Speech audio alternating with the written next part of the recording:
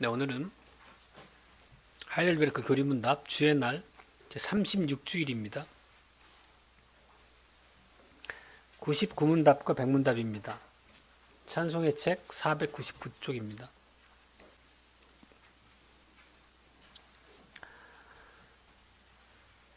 제99문답입니다. 제3계명에서 하나님은 무엇을 요구합니까? 우리는 저주나 위증 또는 불필요한 서약으로 하나님의 이름을 모독하거나 오용해서는 안 되며 또는 침묵하는 방관자가 되어 그런 무서운 죄들에 가담해서도 안 됩니다. 요컨대 우리는 오직 경외와 존경으로 하나님의 거룩한 이름을 사용하여 하나님을 바르게 고백하고 부르며 우리의 모든 언행으로 하나님을 찬양해야 합니다. 백문답입니다. 맹세나 저주로 하나님 이름을 모독함은 아주 심각한 죄이기에 자기들이 할 수 있는데도 그것을 막거나 금하지 않는 자들에게 하나님께서 역시 진노하십니까? 확실히 그렇습니다.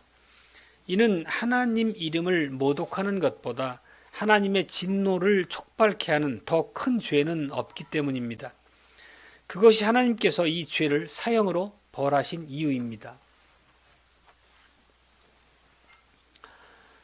주 예수 그리스도 사랑하는 형제자매 여러분, 오늘 주의 날 36주일의 이 고백의 내용에 따라서 오늘 우리 주 예수 그리스도께서 가지신 그 이름의 무게 그리고 그 이름에 결부된 영광에 대해서 한번 생각을 해보겠습니다.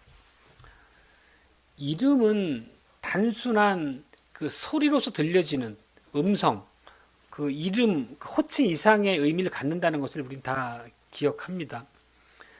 누군가의 이름은 그 사람이 누군가라고 하는 그 사람의 인격이나 평판을 또 담고 있기도 하다는 거죠. 우리가 일상에서 사실 이런 경험 늘 합니다. 누군가 이름이 내 귀에 들려질 때 누군가 이름은 내 마음이 열리게 하고 내 마음에 기대감을 갖거나 밝게 하는 그런 이름이 있는가 하면 또 어떤 경우에는 그 이름을 듣는 것만으로도 그 불쾌한 마음이 일어나거나 내 마음이 굳어지게 하는 그런 사람도 일견 있습니다. 결국 이름이 우리에게 이렇게 인식의 변화를 갖게 하는 것은 그 이름에 담겨있는 그 사람의 어떤 평판, 인격 이런 것들에 대한 우리의 반응으로서 자연스러운 모습일 것입니다.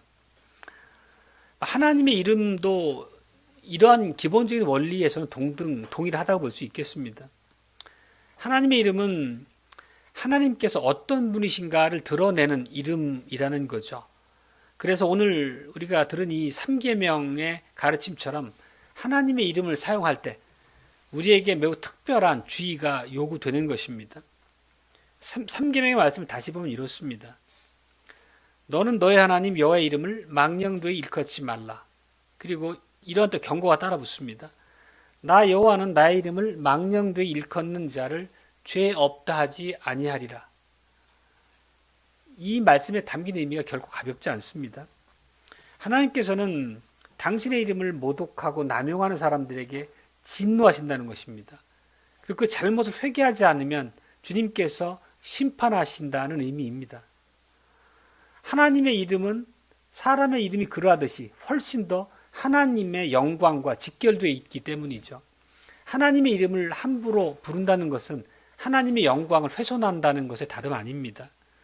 이것은 단순히 누군가 언어 습관의 문제가 아니라 하나님에 대한 신뢰나 인식의 문제이기 때문이죠. 오늘 우리가 빌립보서 2장을 함께 읽기도 했고 찬송으로도 드렸지만 하나님께서는 우리 주님 그리스도께 모든 이름 위에 뛰어난 이름을 주셨습니다. 그리고 그 이름이 모든 세상 사람들에게 다 존중을 받고 찬송을 받는 게 아니죠. 많은 사람들은 그 이름을 함부로 대하고 저주와 거부의 대상으로 삼기도 합니다. 믿는 자에게는 생명의 능력이 되는 이름이지만 그렇지 않은 누군가에게는 오히려 그 반대의 의미를 갖게 됨을 또 봅니다.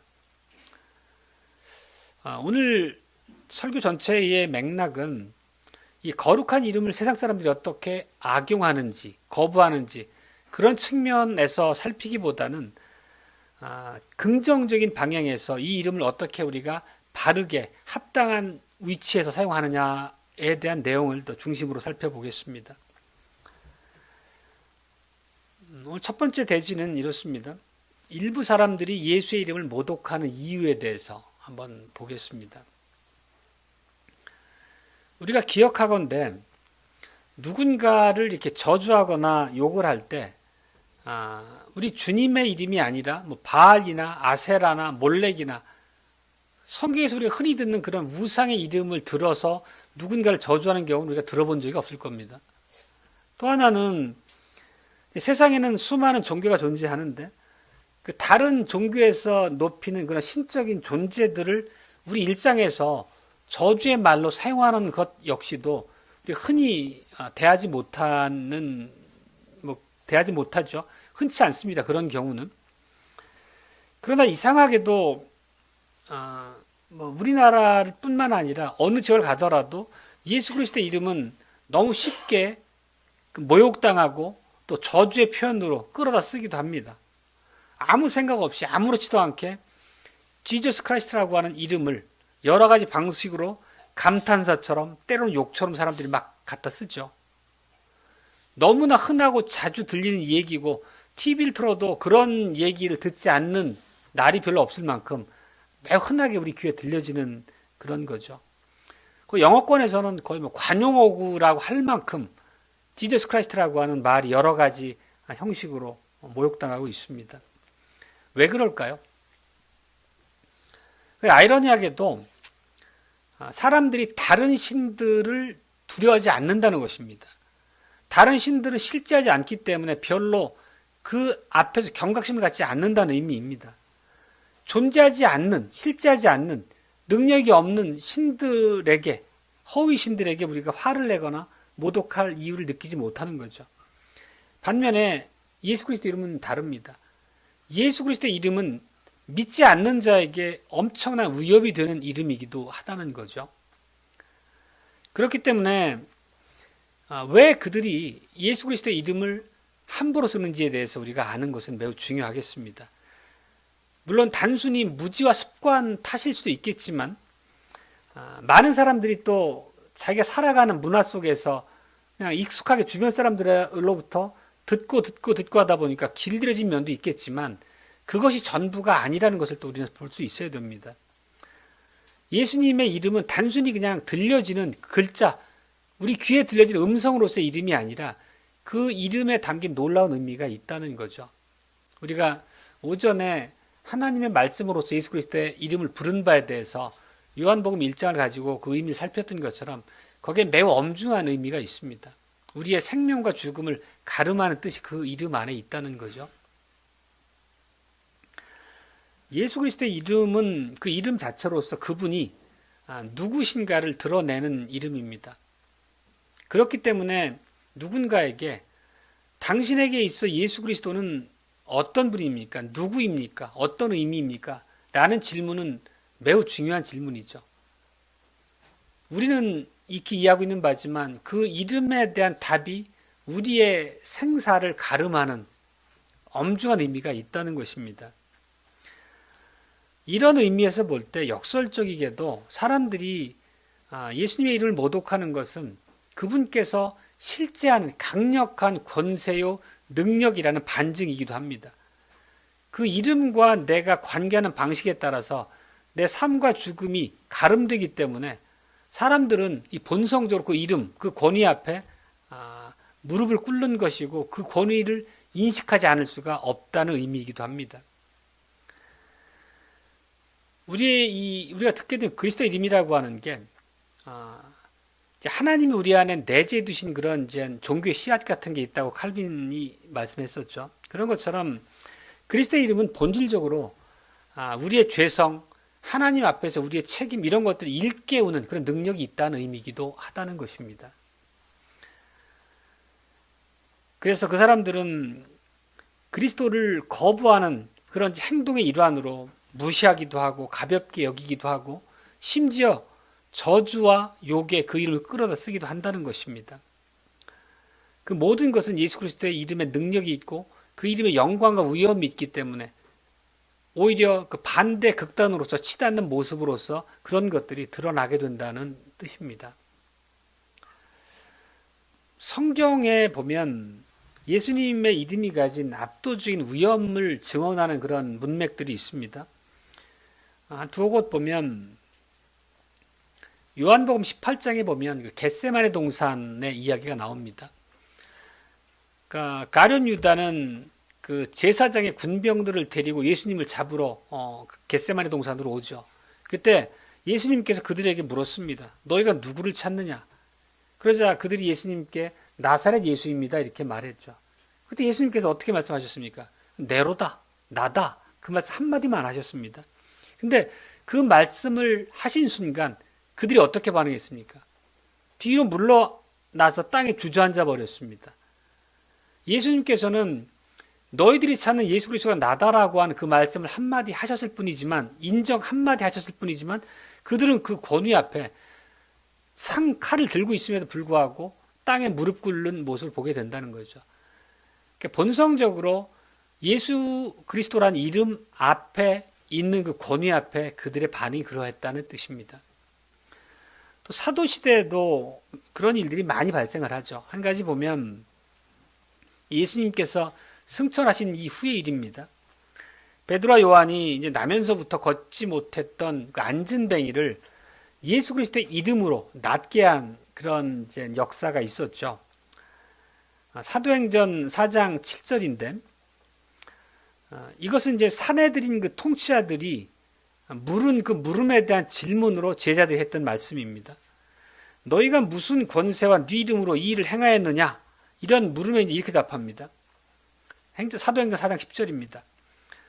너희가 십자가에 못 박고 하나님이 죽은 자 가운데서 살리신 나사렛 예수 그리스도의 이름으로 이 사람이 건강하게 되어 너희 앞에 섰느니라. 말하자면 예수 그리스도의 그 이름에 담겨진 능력의 실질로서 치유함의 역사가 있었다는 것을 증거하고 있는 거죠. 이러한 그 제자들의 증거 앞에 통치자들은 너희 앞으로 예수 그리스도의 이름을 말하지도 말고 누군가한테 가르치지도 마. 그렇지 않으면 가만두지 않겠어. 그 당대의 최고의 권세자들이 그들을 위협했지만 사도들은 어떻게 답했습니까? 우리가 기억하시는 바처럼 우리는 보고 들은 것을 말하지 않을 수 없다 라면서 복음을 담대히 증거하겠다고 천명을 합니다. 이렇게 예수의 이름은 환난 중에도 성도를 지탱하게 하는 능력이고 대적들을 떨게 하는 신령한 능력이 그 이름에 담겨 있다는 것을 우리는 볼 수 있습니다. 이 장면에서 여러 가지 측면 해석이 가능하지만 그 이름 안에 담긴 권능으로서 우리가 그 일단을 볼 수 있는 사례이기도 하다는 것입니다. 그리고 오늘 우리가 읽었던 빌립보서 2장 9절로 11절은 참 우리가 자주 인용하고 자주 듣고 기억하는 말씀일 것입니다. 한번 다시 봅니다. 이러므로 하나님이 그를 지극히 높여 모든 이름 위에 뛰어난 이름을 주사 하늘에 있는 자들과 땅에 있는 자들과 땅 아래에 있는 자들로 모든 무릎을 예수의 이름에 꿇게 하시고 모든 입으로 예수 그리스도를 주라 시인하여 하나님 아버지께 영광을 돌리게 하셨느니라. 여기 보면 우리가 그 맥락을 우리가 주목해서 봐야 될 점이 뭐냐면 하나님께서 우리 주님께 주신 이름이 예수라고 하는 고유명사만이 아니라는 것을 얘기하고 있는 것입니다. 예수라는 이름은 제2위 성자 하나님께서 성육신 하셔서 이 땅에 오셨을 때 아버지께로부터 받은 이름, 구원자라는 이름이 예수이죠. 그리고 또 그리스도라는 이름은 메시아라고 하는 직분을 담고 있는 그런 칭호잖아요. 우리가 이렇게 이해하고 있는 바죠. 근데 지금 여기서 보면 빌립보서에 보면 그 모든 이름 위에 뛰어난 이름을 주사라는 표현이 있습니다. 결국 성부 하나님께서 부활과 승천을 통해서 그분에게 부여하신 또 다른 이름이 있다는 것입니다. 여기 보면 모든 이름 위에 뛰어난 이름인데 원어 성경을 보면 정관사가 앞에 붙어 있습니다. 그 이름이라는 말씀입니다. 그러니까 단수 목적격 정관사고 헬라어 문법상 영어로 보더라도 the라는 정관사가 붙어 있습니다. 그렇다면 그 이름이 무엇인가를 우리가 정확히 여기서 알아야 되겠습니다. 다시 이제 빌립보서 문제를 보면 이렇습니다. 모든 입으로 예수 그리스도를 주라 시인하게 하셨다는 거거든요. 주라는 이름을 새로 주셨다는 이름입니다. 이 주라는 것은 헬라어 원어로 퀴리오스라는 말입니다. 하늘 많이 들어보셨죠? 퀴리오스. 하늘과 땅 아래에 있는 모든 무릎을 꿇게 한 절대적 권위가 담긴 의미가 바로 이 퀴리오스 주라는 단어입니다. 이 주라고 하는 것은 단순한 호칭이 아닙니다. 단순히 누굴 높여 부르는 이름이 아니라 하나님 아버지 영광을 온전히 드러내는 이름이고 우주적인 통치권이 예수 그리스도에게 부여됐다는 의미로서 주신 이름이 주라는 이름입니다. 우리가 예수를 구주라고도 고백하지만 주라고도 고백합니다. 구주와 주는 다른 의미인 걸 아시잖아요. 주라는 의미에 담긴 극히 존귀하심이 그렇다는 말씀입니다. 조금 더 주라는 그 이름에 담긴 의미를 살펴보면 구약에서 하나님의 언약적 이름으로 호칭되던 바가 여호와라는 건 다 아시잖아요. 근데 이 구약의 언약 백성인 유대인들은 여호와라는 이름을 입에 담는 것조차 두려워했습니다. 그 하나님의 이름을 경외했던 거죠. 그래서 유대인들은 그 이름을 적거나 공적인 성경 낭독에서 그대로 부르기보다는 바꿔 불렀죠. 그게 뭐냐면 아도나이라고 하는 다른 히브리어입니다.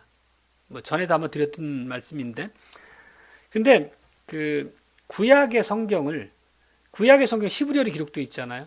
히브리어로 기록된 성경을 헬라어로 번역한 성경이 뭐죠?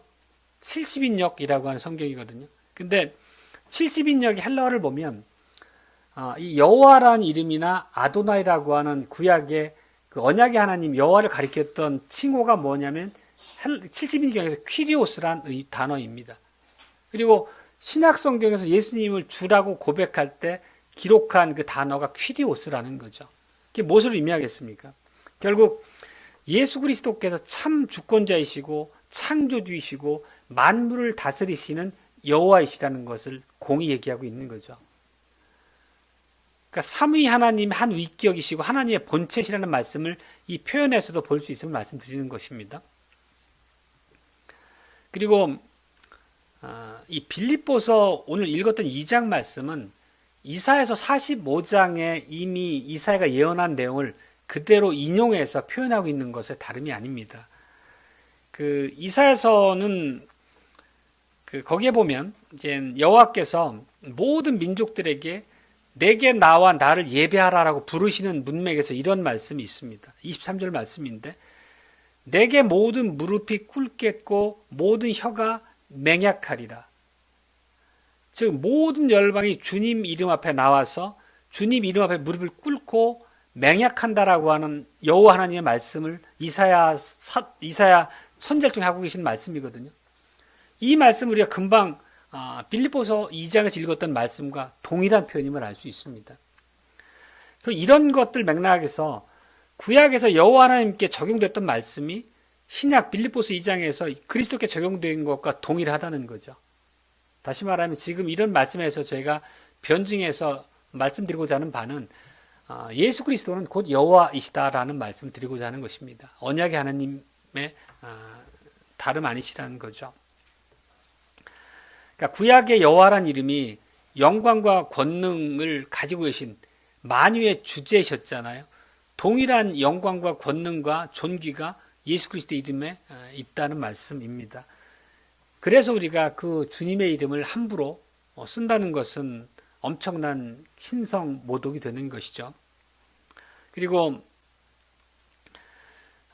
이 주 되심, 주라는 퀴리오스라고 하는 이런 놀라운 그 존귀한 이름을 받으신 데는 그분께서 낮아지시고 모든 사역을 완수하시고 높아진 그 일련의 과정이 이제 자리하고 있습니다.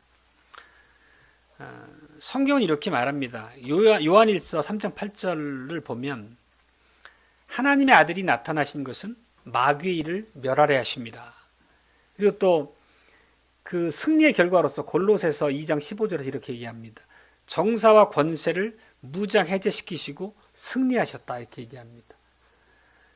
이런 모든 사역의 결과로서 다시 말하자면 십자가에서 사단의 권세를 깨뜨리시고 죽음의 권세를 이기시고 죄와 사망을 정복하시고 백성을 해방시키신 그 일련의 승리의 과정을 노래하고 있습니다. 바로 이러한 과정을 통해서 그리스도께서는 지금 승리하신 왕으로서 우리를 다스리시는 만왕의 왕이시라는 의미입니다. 오늘 우리가 오전 계시록 설교에서도 우리 주님의 이름에 담긴 이름, 그에게 부여된 만왕의 왕이라고 하는 이름, 그 이름들이 우리에게 어떻게 고백되어야 되는지를 배웠던 것처럼 우리가 오늘 오후 설교에서도 같은 맥락의 내용이 계속되고 있습니다. 그 이름이 우리에게 갖는 의미, 우리에게 마땅히 요구되는 반응이 무엇인가에 대한 것들이죠. 그리고 이 주님의 예수 그리스도라는 이름, 이 영광스러운 이름 앞에 중립지대가 없다는 것을 또 다시 말씀드립니다. 모든 사람은 둘 중에 하나 선택해야 되는 거죠. 예수님의 이름에 무릎 꿇고 복종하든지 그 반대로 거부하고 그 이름을 모독하는 대항하는 자리에 서서 멸망하든지. 결국 세상이 예수 그리스도를 자기들이 가볍게 여기고 누군가를 저주하고 모독한 이름으로 사용하는 것은 그들이 무지함에서 비롯된 바이기도 하지만 본질적으로 예수 그리스도가 왕이심을 거부하는 그 통치권에 대한 반역이라고 하는 의미 역시 있다는 것을 오전에 말씀드렸을 때나 지금에나 우리가 동일하게 보게 됩니다. 로마서 1장에 보면 그런 말씀들이 있습니다. 로마서 1장 전반에 대한 내용은 결국 불의로 진리를 가로막는 이 부패한 인간들의 불경건함, 사약함에 대해서 말하고 있습니다. 그러면서 거기에서 사람들이 예수 그리스도의 이름 앞에 그렇게 오히려 반항하고 완고함으로 맞서는 이유가 뭐라고 얘기를 하냐면 그들이 빛으로 나올 때 자신의 죄가 드러나는 것이 두려워서 왕의 이름을 비하함으로써 예수 그리스도의 권능을 부정하려고 하는 게 본성적으로 작동하는 것으로 이 바울 사도가 해석을 하고 있죠. 바로 그 말씀을 드리는 것입니다. 많은 사람들은 예수 그리스도를 알고 싶어 하지 않습니다. 오히려 예수 그리스도를 소개하면 그 이름을 부정하거나 오히려 욕된 반응으로 하나님을 모욕하는 결과를 낳기도 하죠. 왜냐하면 예수 그리스도를 아는 것은 그냥 누군가를 단순히 아는 정도의 의미가 아니잖아요. 예수 그리스도를 안다는 것은 자기 인생의 방향을 근본적으로 바꿀 것을 요구하기 때문인 거죠. 빛이 비치면 어떻습니까? 빛이 비치면 빛 앞에 어두움은 그 자리에 머물 수가 없잖아요.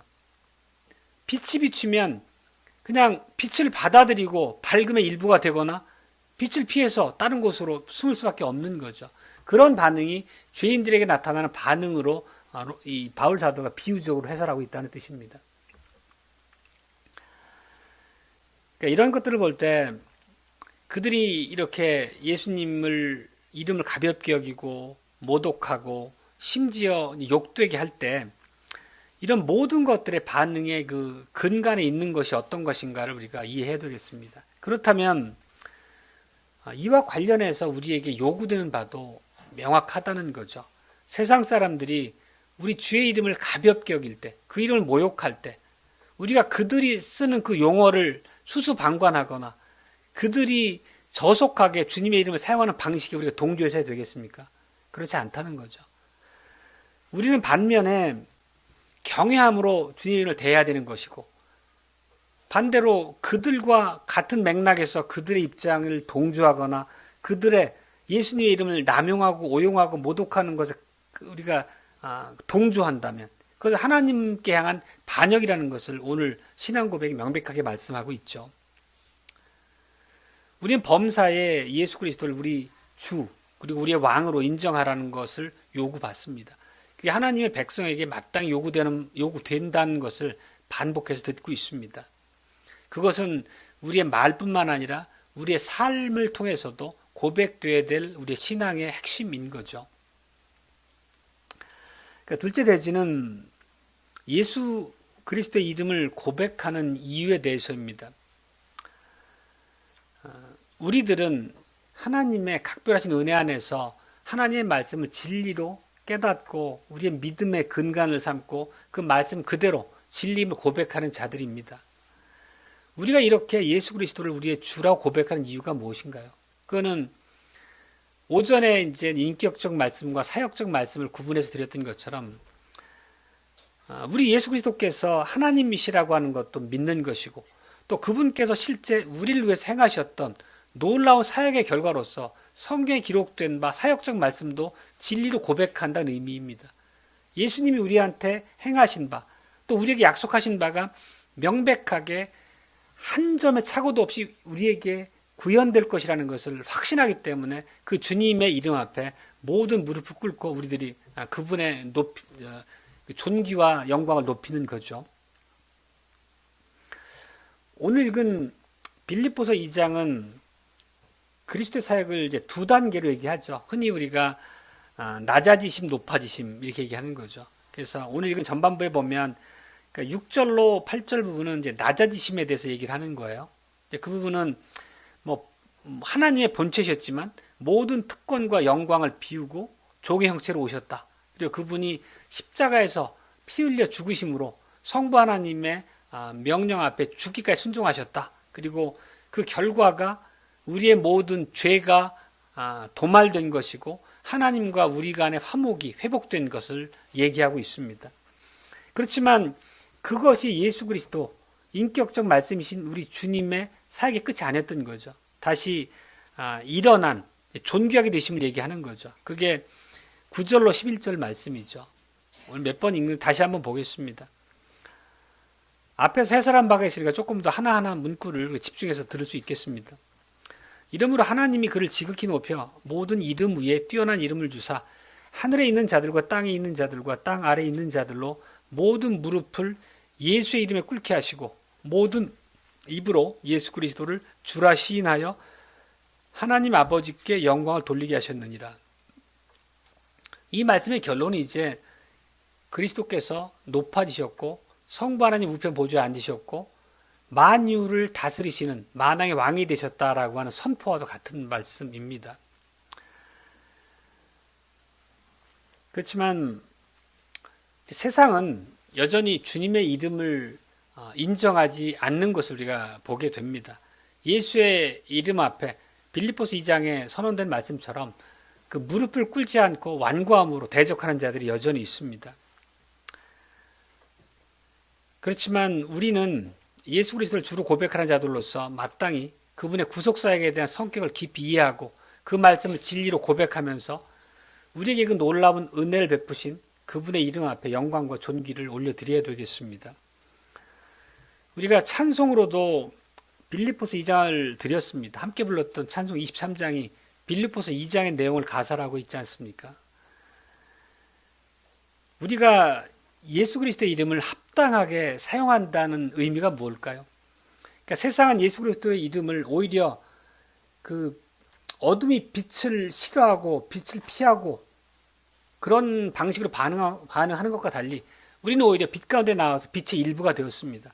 그리고 빛 안에서 하나님의 진리의 말씀, 빛 가운데 그 말씀 따라 살아가죠. 그럼 우리가 예수님의 이름을 사용하는 방법에 있어서도 마땅히 백성된 도리를 다 하고 있는 거죠. 이게 어떤 거겠습니까? 우선은 무엇보다도 예배 가운데서 기도와 찬송과 또 우리 신화의 고백 안에서 예수 그리스도의 이름을 올바르게 우리가 대하고 높이는 거기에서 제3계명을 따르는 삶의 실천적인 이제 열매가 있겠죠. 근데 그게 다여서는 안 된다는 거죠.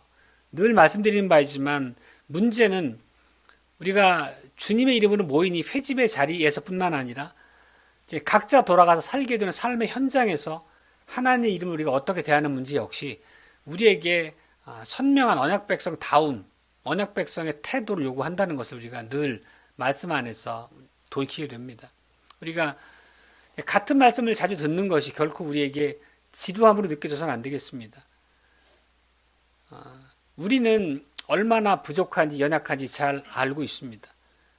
또 직분자를 우리 앞에 두셨던 이유도 우리 각자가 하나님의 말씀을 깨닫고 스스로 연약함을 잘 돌이켜서 하나님의 백성답게 장성한 분량으로 자라가도록 그렇게 두지 않으셨다는 것을 말씀드린 바 있습니다. 하나님의 말씀이, 진리의 말씀이 늘 설교 때마다 선포되고 이미 알고 있는 말씀임에도 새롭게 선포되고 하는 것은 우리의 연약함을 아시는 하나님께서 믿음 안에서 하나님의 백성으로 우리를 보호하시고 양육하시는 매우 은혜로운 방편으로서 우리가 분명히 인식하고 말씀 앞에 서야 되겠습니다. 문제는 예배당 밖에서란 그 말씀 역시 마찬가지입니다. 우리가 주일날은 예수님을 찬양하고 높이고 기쁨으로 부르짖지만 정말 일상의 삶 속에서 월요일부터 토요일까지 교회에 나오지 않는 그 시간에도 우리가 주님의 이름을 합당한 모습으로 드러내고 있느냐에 대한 질문입니다. 많은 경우에 우리가 그렇지 못한 연약함이 다 있죠. 그냥 뭐 날씨 얘기, 좋아하는 스포츠 얘기, 연예인 얘기, 아니면 정치 얘기, 기타 등등 일상적인 얘기들로 대화가 늘 채워지는 것은 아닌지 우리를 살펴볼 필요가 있다는 것입니다. 물론 그런 일상적인 대화 자체가 잘못됐다고 정죄하는 의미로서 드리는 말씀은 아닙니다. 당연히 우리가 일상적인 대화를 이어가는 것도 우리에게 주어진 시간에 쓰는 방식 중에 하나겠지만 더 엄중한 의미로서의 우리의 주님이신 예수 그리스도가 과연 우리의 대화, 우리의 화제로서 언급되고 나눠지느냐라고 하는 것을 묻고 있습니다. 단지 주일날 교회 나와서 예수 그리스도라고 하는 이름을 듣는 거기에만 머물러 있다면 우리는 지금 심각한 위험에 빠져 있다는 신호일 수 있다는 뜻입니다. 우리가 평소에 내 가족과 주변 누군가 또 교회 안에 있는 형제 자매들과 더불어서 예수 그리스도라고 하는 이름을 나누는 대화의 주제로 등장하지 않는다면 그야말로 가장 위험한 심각한 징후라는 것을 말씀드립니다. 정말 우리의 주님께서 우리의 믿음의 대상이고 그분이 정말 우리 삶의 중심에 계시다면 주님께서 행하신 전능하신 사역, 그분의 우리를 향하신 선하심과 은혜에 대해서 말씀을 나누고 그런 것들이 자연스럽게 우리 일상 가운데서 살아있는 것이 당연한 우리의 모습일 것입니다.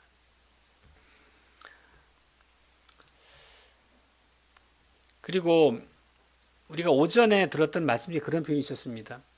예수님께서 날마다 흰 말을 타시고 피 묻은 옷을 입으시고 입에서 나오는 검을 가지고 출정하러 매일 출정을 하시죠. 그때 함께 군사로 부름받은 우리임을 들은 바 있습니다. 하나님의 군사죠. 그렇다고 하면 우리가 군사라 함은 세상 가운데서 하나님을 거부하거나 하나님을 알지 못한 사람들 앞에서 예수 그리스도의 이름을 우리가 증거해야 된다는 것을 또 말하기도 합니다. 그리고 또 오늘 3계명과 관련지어서 말씀을 하자면 세상에 많은 사람들은 예수 그리스도의 이름을 욕되게 합니다. 가볍게 여기고 감탄사 정도로 예수 그리스도의 이름을 여기기도 합니다. 그럴 때 우리가 옆에서 어떻게 반응하십니까? 그냥 서로 좋은 게 좋은 거니까 그냥 서로 난처하거나 어색한 상황을 만들지 않으려고 그냥 못본 척 외면하지는 않으십니까? 그렇지만 오늘 분명히 말씀하시는 이 신앙 고백의 가르침 안에 보듯이 우리가 그런 자리에서 방관자로 머물러서는 되지 않는다는 것을 얘기합니다.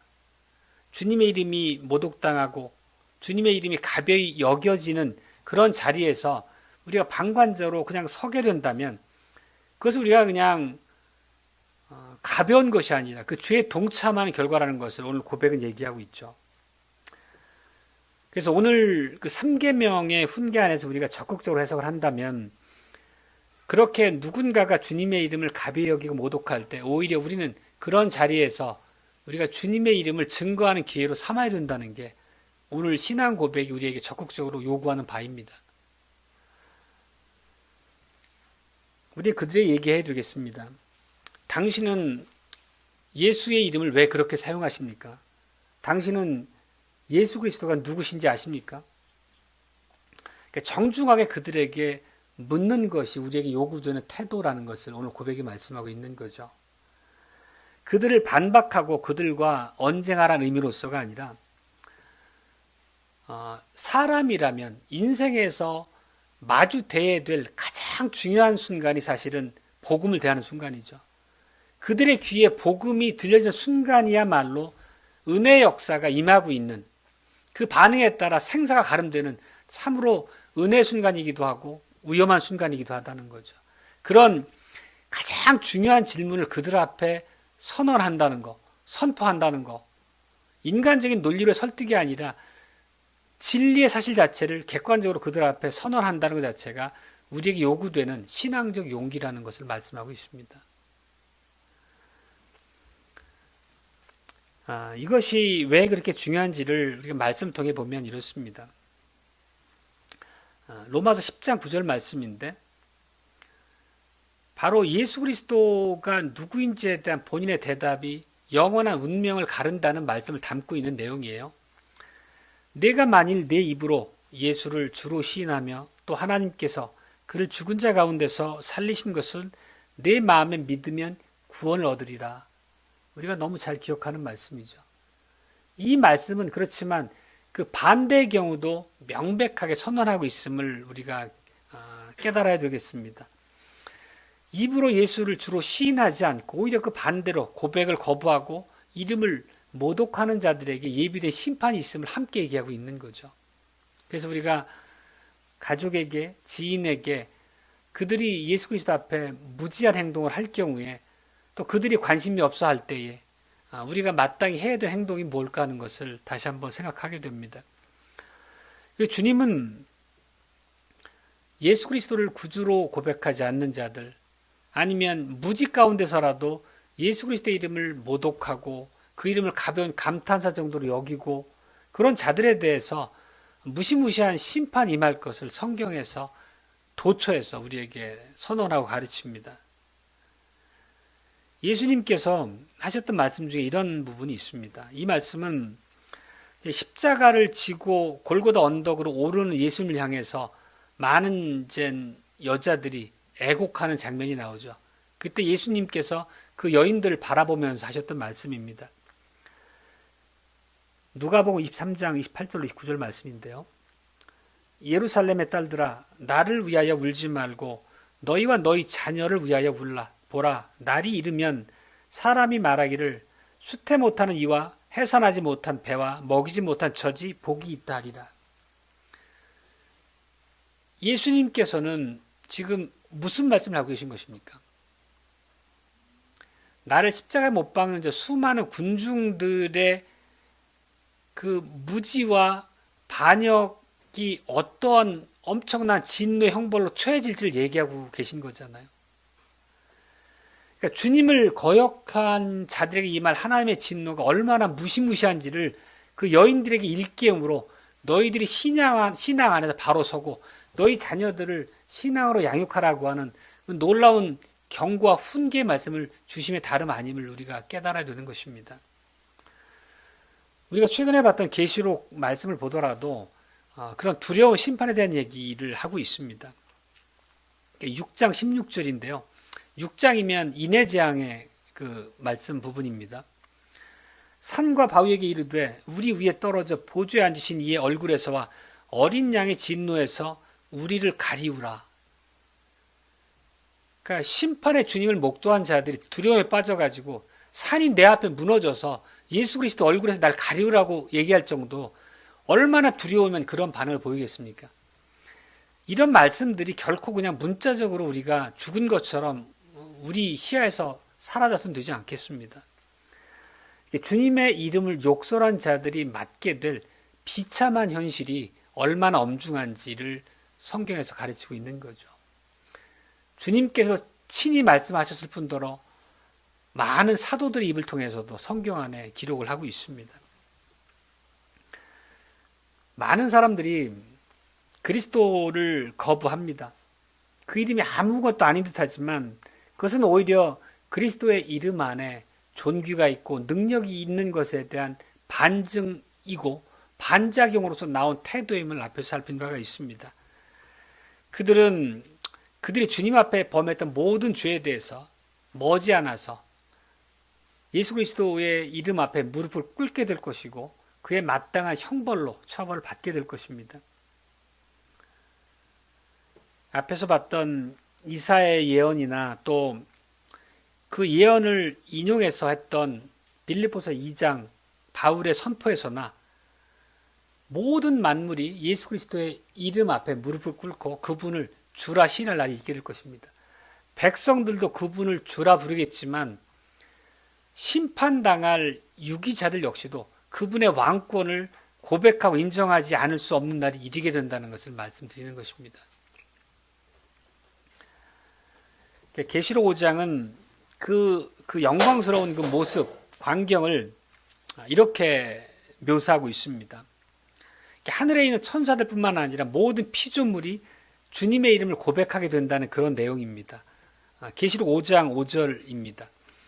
죽임을 당하신 어린 양이 능력과 부와 지혜와 힘과 존귀와 영광과 찬송을 받으시기에 합당하도다.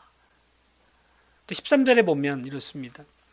내가 또 들으니 하늘 위에와, 오늘 우리가 읽었던 부분입니다. 땅 위에와 땅 아래와 바다 위에와 또 그 가운데 모든 만물이 가로되 보좌에 앉으신 이와 어린 양에게 찬송과 존귀와 영광과 능력을 세세토록 돌릴지어다 하니라. 여기 보면 우리가 바다라는 표현이 등장합니다. 계시록에서 바다의 의미는 잘 아시잖아요. 이방을 얘기합니다. 그렇죠? 이방의 권세, 이방 국가, 믿지 않는 모든 자를 통칭해서 바다란 말로 상징하기도 하죠. 결국 그 바다까지도 예수 그리스도의 영광을 찬송하는 것을 묘사하고 있지 않습니까? 이 말씀의 의미는 그리스도의 주권이 미치지 않는 영역은 단 한 곳도 없다는 것을 이 말씀에서도 알 수 있습니다. 그 바다조차도 어린 양에게 찬송과 존귀와 영광과 능력을 세세토록 돌리게 될 것이라는 의미입니다. 오늘 말씀 마무리하겠습니다. 우리는 방금 이 계시록의 말씀에서처럼 이런 영광스러운 날, 주님의 재림의 날, 그분의 완벽한 왕권이 집행되는 그 기쁨의 날을 수동적으로 기다리기만 해서는 안 된다는 것을 오늘 이 시간 기억해야 됩니다. 우리의 존재 목적에 대해서 한번 생각해 보셔야 되겠습니다. 웨스트민스터 신앙고백 소요리 문답의 1문답이 뭔지는 다들 아실 거예요. 인생의 제일 되는 목적이 무엇입니까? 묻고 사람의 제일 되는 목적은 하나님을 영화롭게 하고 그분의 이름을 영원토록 즐거워하는 것입니다죠. 그거는 제네바 신앙고백 문답 1문답의 내용과 흡사합니다. 그게 마땅히 언약 백성의 존재 목적이고 본분이라는 것입니다. 그렇다면 우리도 하나님의 이름을 높이고 그분의 영광을 찬양하는 삶이 되어야 되겠죠. 말로서나 행동으로서나. 그러니까 예배당 안에서 하나님을 찬양하는 것, 또 우리 좌우 형제 자매들과 더불어서 그분에 대해 대화하고 그분이 베푸신 바 은혜를 기쁨으로 나누는 것은 당연하고 어쩌면 어렵지 않은 모습일 수 있겠지만 우리의 일상의 삶에서도 그 이름의 영광을 돌리는 것, 또 그 이름이 내 입술에 늘 머무는 것, 그런 모습이 있어야 되는 얘기를 오늘 말씀 중에 듣습니다. 예수님의 이름, 우리 주님의 이름을 어떻게 대할 것인가의 문제가 3계명이지 않습니까? 그래서 이런 말씀으로 권면합니다. 우리 믿음의 형제들과 더불어서 주님이 행하신 바 전능하신 사역을 대화하는 일을 즐거워하고 또 그 일에도 마땅한 열심을 성실함을 가져야 되겠습니다.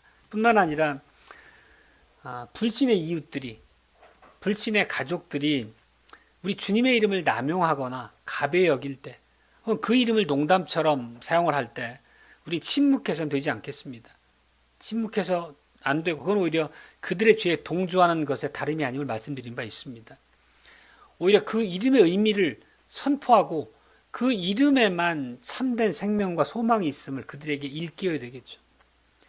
우리는 우리 할 도리를 해야 된다는 의미입니다. 그 말씀, 선언되는 진리의 말씀을 들어 그들을 굴복시키고 정복하는 것은 하나님의 주권에 달린 일이지만 군사로서 마땅히 요구되는 바 우리의 삶의 태도 역시 우리에게 늘 있어야 된다는 얘기를 드립니다. 바로 이러한 우리 삶의 태도와 방식이 3계명, 하나님의 이름을 망령되 일컫지 말라라는 말씀을 적극적으로 바르게 준수하는 모습이라는 것입니다. 우리가 날마다 우리의 입술로서 또 우리 삶의 방식으로서도 만왕의 왕이신 그리스도의 이름을 온 세상 안에 존귀함으로 올곧게 진리에 어긋나지 않게 선포하는 복된 주님의 백성들이 되시길 바랍니다.